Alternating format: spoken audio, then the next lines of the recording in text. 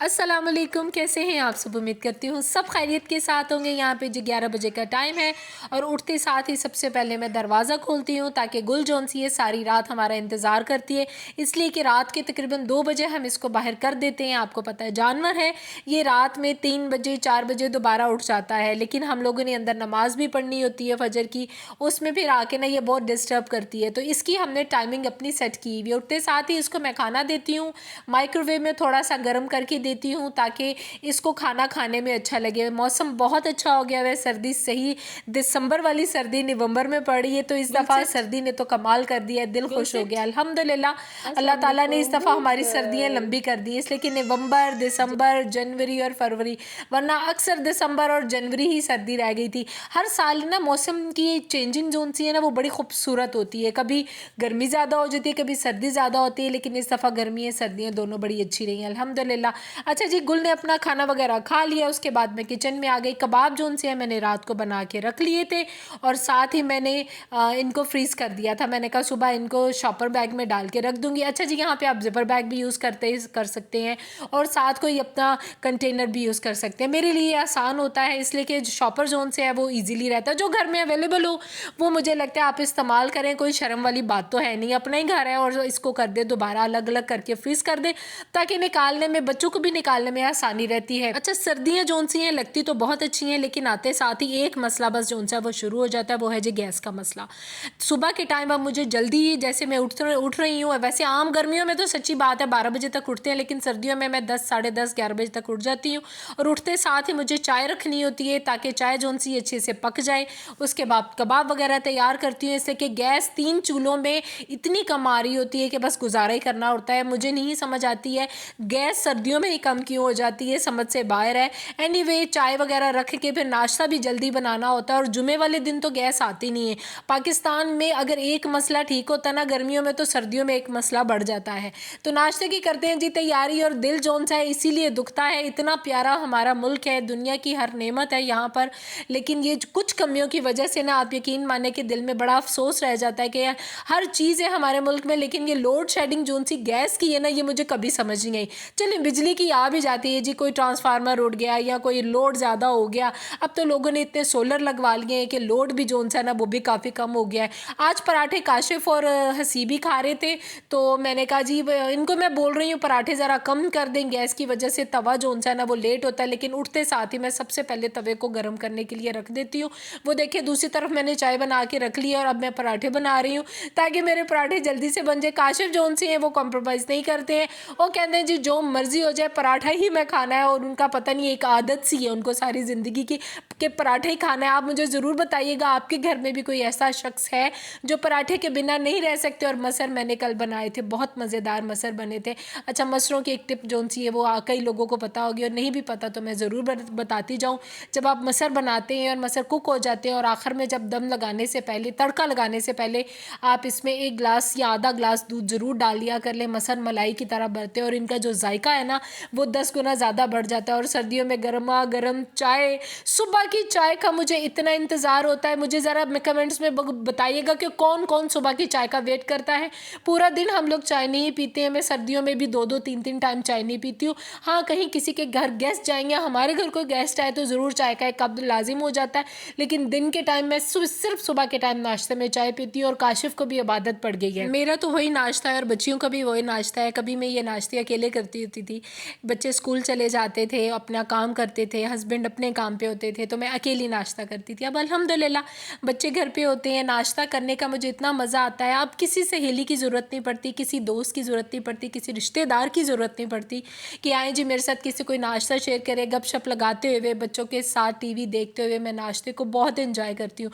मेरे सबसे फेवरेट जो मील है ना वो नाश्ता है, और वो मैंने खाना लाइट होता है लेकिन अपनी फैमिली के साथ बैठ के गपशप लगा के टीवी देखते हुए। आजकल हम बिग बॉस बड़े शौक से देख रहे हैं इंडिया का, बस वही एंजॉय करते हुए हम लोग नाश्ते को बहुत एंजॉय करते हैं, और ये मैं खुशकिस्मत समझती हूँ कि अपनी फैमिली के साथ हम लोग इन चीज़ों को एंजॉय करते हैं। मैंने कहा चलें आपको ज़रा मौसम भी दिखा दूँ। ये देखें जी, मैंने डस्ट कितनी इकट्ठी की है। हमारे साथ वाले घर में माशाल्लाह काम हो रहा है उनकी, कि जनवरी में शादी है और उन्होंने दुनिया का जौन सा है ना कंस्ट्रक्शन का काम वो शुरू कर दिया, और हमारे घर की हालत देखिए क्या हो गई है। इतनी सर्दी में अब टेरेस होने को भी दिल नहीं करता, लेकिन अभी भी उनका स्टिल काम चल रहा है। और इनके तो माशाल्लाह 4-4 5-5 नौकर हैं, और हम तो जौन से है ना आप खुद ही अपने घर की सफाइयाँ करते हैं। उस चक्कर में ये देखें मेरी गाड़ी का क्या हाल हो गया है। गाड़ी ऐसे लग रही थी किसी किसी गटर से निकाल के ला के रखी है, और मैं जा रही थी बाहर। मैंने कहा अभी तो नहीं धोनी, इसके ऊपर अपना नाम लिख लूँ। मैं भी गंदे बच्चों की तरह गंदी गाड़ियों के ऊपर जो लोग नाम लिखते हैं ना, मैंने कहा मैं भी उनमें शामिल हो जाऊँ। ये जी मेरा उज़्मा व्लॉग, और इसको सब्सक्राइब ज़रूर कीजिएगा, लाइक कीजिएगा और शेयर कीजिएगा। ठीक है जी, चलें जी, इसी के साथ मैंने स्माइल दे दी और हार्ट बना दिया, जो मेरी स्माइल और मेरा दिल आप लोगों के लिए है। साथ ही मैंने कहा जी बहुत बुरी बात है, और ये साथ वाले घर वाले हैं जो हमारी हालत गाड़ी का ये कर दिया। वे गाड़ी को मैं करती हूँ स्टार्ट, और थोड़ा सा हम लोगों ने मार्केट जाना था, बच्चियों को मैंने रेडी कर लिया था। हर जगह आपको डस्ट नजर आएगी, मेरा तो सीना ही सड़ रहा था। ये साथ वाले घर है, इनके पौधे भी कटते हैं ना, तो उसका भी सारा गंद हमारी तरफ आता है, और वो कभी नहीं उन्होंने कहा कि जी आके जोन सा किसी नौकर को ही भेज के साफ़ कर दें। लेकिन जी नेबर्स आजकल कहाँ के एक दूसरे का एहसास करते हैं। ये जी डॉलर शॉप आ गई है, बड़ी प्यारी डॉलर शॉप, नई डॉलर शॉप खुली थी। मैंने कहा चलें जी यहाँ से कुछ ज़रूरी चीज़ें नज़र मारते जाएँ। होता है ना घर में कोई ज़रूरी चीज़ वगैरह चाहिए होती है घर के लिए, ऐसे ही हम लोग अंदर गए हैं लेने। तो एक चीज़ गए थे जो हमें नहीं मिली यहाँ से, लेकिन मुझे काफ़ी सारी इनकी चीज़ें क्वालिटी अच्छी लगी। अच्छा, डॉलर शॉप की एक चीज़ होती है कि क्वालिटी अच्छी नहीं होती, लेकिन इनकी क्वालिटी मुझे बहुत अच्छी लगी, बहुत अच्छी लगी। चीज़ें जोन सी है ना, अगर थोड़ी सी महंगी भी थी ना तो मटेरियल बहुत अच्छा था, लेकिन ये स्कार्फ के मुझे बहुत अच्छे लगे। मैं गर्म स्कार्फ ले नहीं सकती हूँ, इसलिए कि मेरी स्किन के ऊपर ना दाने से आ जाते हैं। अच्छा, ये बड़े खूबसूरत लगा, ये बर्तनों रखने वाला मैट है, बहुत ही अच्छे कलर्स आए हुए थे, बड़े सही स्पंची सा था, इसके ऊपर कलर्स बड़े खूबसूरत थे, और बर्तन रखने के लिए चीज़ें बड़ी आसान हो जाती हैं, इसलिए कि एक ढेर सारे बर्तन जब होते हैं ना तो बास्केट में पूरे नहीं होते। अच्छा, बर्थडे का भी सारा सामान था, इनके पास हैंड टॉवल्स भी थे और क्वालिटी वाले थे, अच्छे थे। तो कभी आपको ऐसी डॉलर शॉप मिले ना तो ज़रूर जाइएगा। बच्चियों को मैं बोल रही थी और कुछ आपको चाहिए तो आप देख लो, तो वो हर रॉ में जाके ना ज़रा चक्कर लगा रही थी, और वैसे भी पता चलता है कि जी क्या क्या चीज़ें पड़ी ही नहीं है आपके पास। खदीजा को मैंने बोल रही थी कि मुझे कुछ ना क्या कहते हैं कंटेनर्स चाहिए थे, कहती है मामा क्वालिटी तो बहुत अच्छी है लेकिन ज़रूरत पड़ेगी। अच्छा जी, हम लोग टपार दानेदार चाय लेते हैं, तो आज यहाँ पे हमें एक लड़की ने मार्केट में बड़ा कन्विंस कर लिया था कि जी आप लिप्टन को ट्राई करें, लिप्टन बदल चुकी है, दानेदार हो चुकी है, बहुत अच्छी हो चुकी है।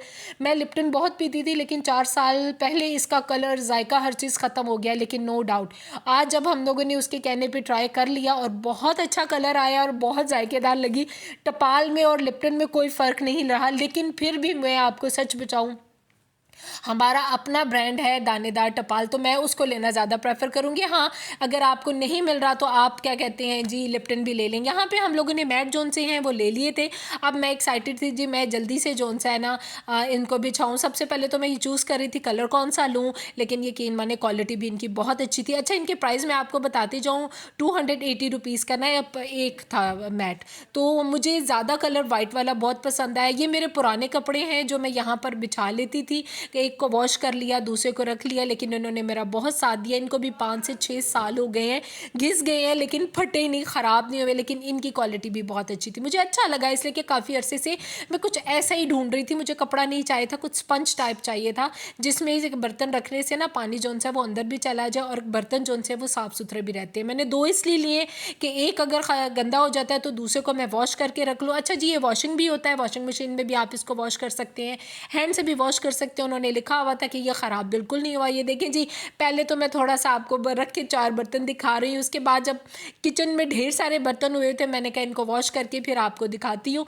कि मैट के ऊपर कैसा लगता है। अच्छा जी, मैट को बिछाने से पहले मैंने बड़ी सफाई की थी। यहाँ पे मैं लिप्टन खोल रही थी, मैंने कहा मैं आपको बताती जाऊँ कि इसका जायका दानेदार, ये देखिए दानेदार हुई हुई है, अच्छी हुई हुई है, लिप्टन का अब जायका अच्छा हो गया है।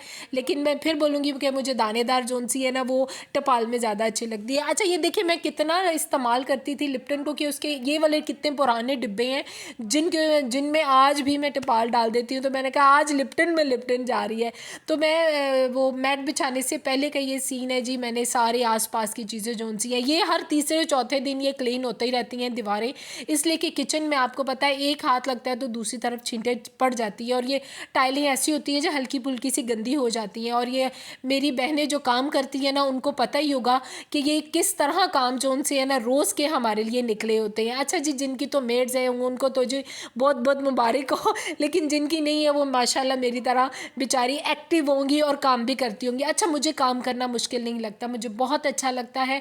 मुझे ऐसे लगता है काम करने से मैं एक्टिव रहती हूँ, मुझे अंदर सुस्ती नहीं आती है और हमारे अंदर वो जो हमारे माँ बाप ने कीड़ा डाला हुआ है ना साफ़ सफाई का, वो भी ज़िंदा रहता है। ये देखिए जी माशाल्लाह मैट मैंने अब ये घर के जो बर्तन है धो के इसके ऊपर लगाए थे और बहुत अच्छे लग रहे थे और बड़े अच्छी तरह पानी जो है ना वो ऑब्जॉर्व हो गया। अच्छा जी, सर्दियाँ आते साथ ही सबसे बड़ा मसला हो जाता है फेस जिनका बहुत ज़्यादा ड्राई हो जाता है, कलर डल हो जाता है और स्किन जो सी है वो पैची सी हो जाती है, उनके लिए ये बेस्ट क्रीम है, बेस्ट क्रीम 21 है। यकीन माने सर्दियों में ये इसको मैं बेस्ट से भी बेस्ट कहूँगी, इसलिए कि जिनकी स्किन बहुत ज़्यादा ड्राई हो जाती है, पैची हो जाती है, कलर फेड हो जाता है, मैंने इसको इस्तेमाल किया हुआ है। ये कमाल की क्रीम है और क्रीम नेविया क्रीम भी इसमें बहुत अच्छी है, लेकिन मैं इसको बेस्ट कहूँगी। जिन जिन बहनों की मेरी तरह की स्किन है वो ये ज़रूर क्रीम ले और एक दफ़ा ट्राई करें और मुझे कमेंट्स में ज़रूर बताइएगा। विंटर्स में ना अपनी आप डे जो सी रूटीन है ना बड़ी सिंपल से रखें। डे क्रीम एक रखें, एक नाइट क्रीम रखें। मेरे लिए यही मेरी डे क्रीम होगी और नाइट क्रीम भी मैं इंशाअल्लाह आपके साथ जल्द शेयर करूँगी, इसलिए कि मैंने एक ली हुई है, मेडिकेटेड है। अगर तो वो मुझे अच्छी लगी तो मैं आपको ज़रूर बताऊँगी, बहुत अच्छी है अभी तक। आज के अगर आपको मेरी वीडियो अच्छी लगी हो तो लाइक शेयर और सब्सक्राइब करना नहीं भूलिएगा और thank you so much. Take care, अल्लाह हाफिज़।